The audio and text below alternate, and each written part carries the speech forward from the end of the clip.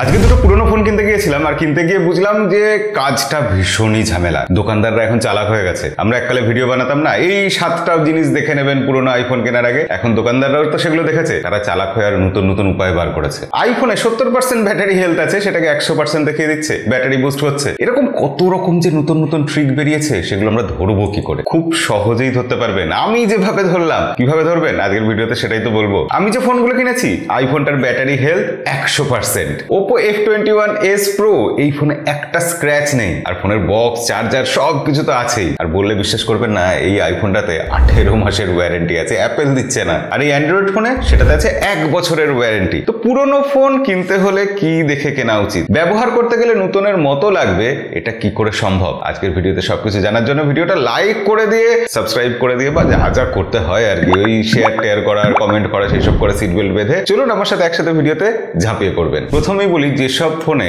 iOS 15.2 আছে, সেই ফোনগুলো বা তার পরবর্তী যা যা ফোন এসছে, সেগুলোতে যদি কোনো পার্টস চেঞ্জ করা হয়ে থাকে ফোনের, তাহলে সেটা এমনিই ধরতে পারবেন আপনি। ফোনের সেটিং এ গিয়ে জেনারেল, তারপর অ্যাবাউটে চলে যান, যেখানে ফোনের নাম, মডেল নাম্বার ইত্যাদি সবকিছু লেখা থাকে, সফটওয়্যারের iOS ভার্সন লেখা থাকে। তার ঠিক নিচেই দেখবেন লেখা আছে পার্টস অ্যান্ড সার্ভিস হিস্ট্রি। সেখানে আপনার ফোনের কোন কোন পার্ট চেঞ্জ হয়েছে সেগুলো লেখা থাকবে। সেটা জেনুইন পার্ট কিনা, অ্যাপেল লেবেলড প্রোডাক্ট কিনা, অথবা সেটা কোনো আননোন থার্ড পার্টি থেকে কেনা একটা জিনিস লাগিয়ে দেওয়া হয়েছে, সেটাও সেখানে লেখা থাকবে। যদি জেনুইন না হয় তাহলে লেখা থাকবে আননোন পার্ট। তো সেই জিনিসটা তো অ্যান্ড্রয়েডের ক্ষেত্রে করার উপায় নেই। সেক্ষেত্রে কি করবেন? সেক্ষেত্রে ফোনটা অবশ্যই ভালো করে ফিজিক্যালি চেক করে নিন। হ্যাঁ, আমরা সবসময় বলি যে ফোনের কোথাও স্ক্র্যাচ আছে কিনা দেখে নিন, বিশেষ করে এই যে ইউএসবি পোর্ট বা চার্জিং পোর্ট যেখানে আছে তার আশেপাশে কোনো স্ক্র্যাচ আছে কিনা, সেটা দেখলেই বোঝা যাবে ফোনটা কিরকম ভাবে ইউজ করা হয়েছে, ডিসপ্লের অবস্থা কি। কিন্তু যেখানে একটা জিনিস বলা হয় না, যে ফোনের ডিসপ্লেটাও কিন্তু পরিষ্কার করে ফেলা যায়। আমি ফোনের ডিসপ্লে চেঞ্জ করার কথা বলছি না, কিন্তু ফোনের ডিসপ্লেতে যদি স্ক্র্যাচ থাকে সেটাকেও ঘষে মেজে পরিষ্কার করে সব স্ক্র্যাচ তুলে ফেলতে পারে দোকানদার। কিন্তু তাতে একটা সমস্যা হয়, ফোনের উপরে যে ওলিওফোবিক কোটিং থাকে, অর্থাৎ ফোনটা এরকম গালে ঘষলে যে তেলতেলে ভাবটা হয়, যেটা ফিল করা যায় একটা স্মুথ জিনিস, যার ফলে ফোনটা ইউজ করতে, ফোনটা স্ক্রল করতে, টাচ করতে অনেক ফ্রি লাগে, অনেক ভালো লাগে, সেই জিনিসটা কিন্তু আর থাকে না, সেটা নষ্ট হয়ে যায়। তাই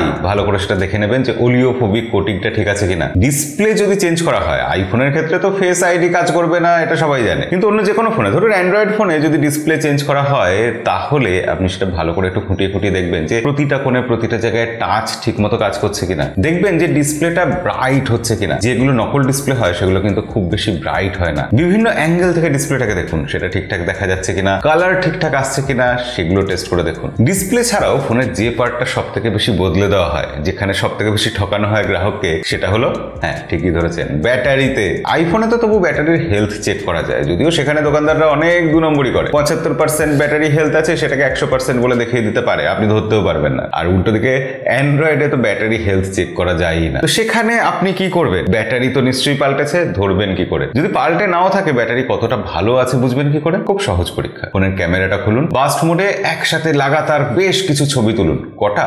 একটু কষ্ট করতে হবে, অন্তত 200টা ছবি তুলুন। তারপর দেখুন যে ব্যাটারি কত পার্সেন্ট ড্রেন হয়েছে। 1%, 2%, তাহলে ঠিক আছে। 200টা ছবির জন্য 2% তো ড্রেন হতেই পারে, কিন্তু তার বেশি যদি ব্যাটারি ড্রেন হয়ে থাকে, তাহলে বুঝবেন যে না, ফোনের ব্যাটারির হেলথ কিন্তু ভালো নেই। চার্জ বেশিক্ষণ ধরে রাখতে পারবে না, চার্জ হতে বেশি সময় লাগবে। এবার কিন্তু চেক করে দেখুন যে আপনার ফোনটা কোনো কারণে লক করা নেই তো, মানে সিম লক করা নেই তো। আইফোনের সেটিং এ যান, জেনারেলে যান, সেখান থেকে অ্যাবাউট সেকশনে গিয়ে দেখুন নো সিম রেস্ট্রিকশন লেখা আছে কিনা। এবার বলবো ক্যামেরা চেক করার কথা। আমরা সাধারণত ফোন কিনতে গেলে প্রাইমারি ক্যামেরাটাই চেক করি। আমরা টেলিফটো জুম লেন্স চেক করতে ভুলে যাই, আমরা ভুলে যাই ultra wide angle lens check করতে। আমি আপনাকে বলবো ম্যাক্রো লেন্স অব্দি চেক করে দেখুন। ক্যামেরা চেক করা মানে কিন্তু ক্যামেরা দিয়ে দুটো ছবি তোলা নয়, ছবির কোয়ালিটি শুধু দেখা নয়। ক্যামেরা চেক করা মানে সেটা লাগাতার ছবি তুলতে গেলে ল্যাগ করছে না তো, ফোকাস ঠিকঠাক লক করছে তো, অটো ফোকাসের ব্যাপারটা কিন্তু অবশ্যই চেক করে নেওয়া উচিত। একটা ভিডিও তুলুন, ভিডিওর ক্ষেত্রেও সেই একই জিনিসগুলো মিলিয়ে দেখে নিন। লো লাইট এরিয়াতে কিছু ছবি তুলে দেখুন, তাহলে বুঝতে পারবেন যে আপনার ফোনের ক্যামেরার কন্ডিশনটা এখন কিরকম আছে। এরপর আইফোনে ভয়েস মেমো অ্যাপ্লিকেশনটা খুলুন, অথবা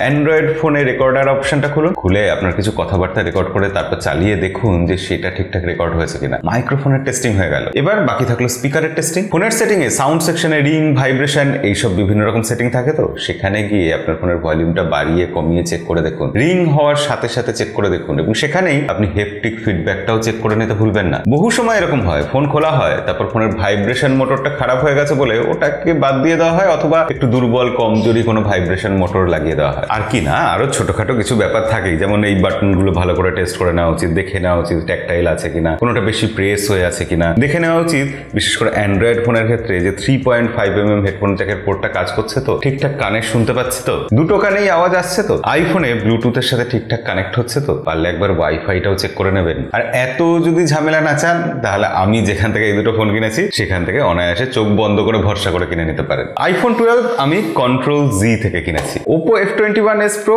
সেটাও আমি কিনেছি কন্ট্রোল জি ওয়েবসাইট থেকে। কন্ট্রোল জি বা কন্ট্রোল জেড এর লিঙ্ক আমি ডেসক্রিপশনে দিয়ে রাখবো, অবশ্যই সেখান থেকে চেক করে নেবেন। এই কন্ট্রোল জি ব্র্যান্ডটা স্মার্টফোনের লাইফ সাইকেল বাড়ানোর কাজ করে। একদম নতুন ফোনের মতো এই ফোনগুলো আমাদেরকে দেয়, এবং সেটা একদম মিনিমাম প্রাইসে। কন্ট্রোল জি কিন্তু রিফারবিশড ফোন বিক্রি করে না, সেকেন্ড হ্যান্ড ফোন বিক্রি করে না, তারা কাজ করে কম্পোনেন্ট লেভেল রিনিউয়ালে, যার ফলে আমরা বেস্ট ইন ক্লাস কোয়ালিটি পাই, আর প্রত্যেকটা প্রোডাক্টের স্ট্যান্ডার্ডাইজেশনও পাই। আমার আইফোনটাই দেখুন না, একদম নতুনের মতো ভালো আছে, 18 মাসের ওয়ারেন্টি, 100% ব্যাটারি হেলথ, এমনকি কোম্পানি এর মধ্যে ফাস্ট চার্জিং এর অ্যাক্সেসরিজও দিয়ে দিয়েছে। আর এই যে ওপোর ডিভাইসটা, এটাতে 12 মাসের ওয়ারেন্টি আছে, বক্সে ফাস্ট চার্জিং অ্যাক্সেসরিজও আছে, আর ফোনটা একদম নতুনের মতো ভালো আছে। কন্ট্রোল জি প্রতিদিন একটা করে ওপো ডিভাইস সেল করবে 22 তারিখ থেকে, অর্থাৎ আজ থেকে 28 এপ্রিল অব্দি। এটা সেল করবে বেস্ট পসিবল প্রাইসে। ওপো ডিজে রেনো 3 প্রো 22 তারিখ পাওয়া যাবে 13,499 টাকায়। এরপর ওপো A77s আছে, যেটা 8,099 টাকায় পাওয়া যাবে। আর বাকি অন্যান্য ফোনগুলো কবে কোনটা কি দামে পাওয়া যাবে তার লিস্ট আমি এখানে দিয়ে রাখলাম, অবশ্যই চেক আউট করে নেবেন। আর এই আইফোনের ব্যাপারে আমি কিছু বলবো না, আইফোন 12টা আমি যে কত অবিশ্বাস্য দামে পেয়েছি, মানে এটা যে কতটা পয়সা উসুল, আপনারা নিচে ওই লিঙ্ক থেকে ওয়েবসাইটে গিয়ে চেক করে নিন। অবশ্যই আজকের ভিডিও আমি আর লম্বা করবো না, ভালো ফোন কিনুন, নতুনের মতো ফোন কিনুন। দেখা হবে পরের ভিডিওতে, আজকের মতো বিদায়।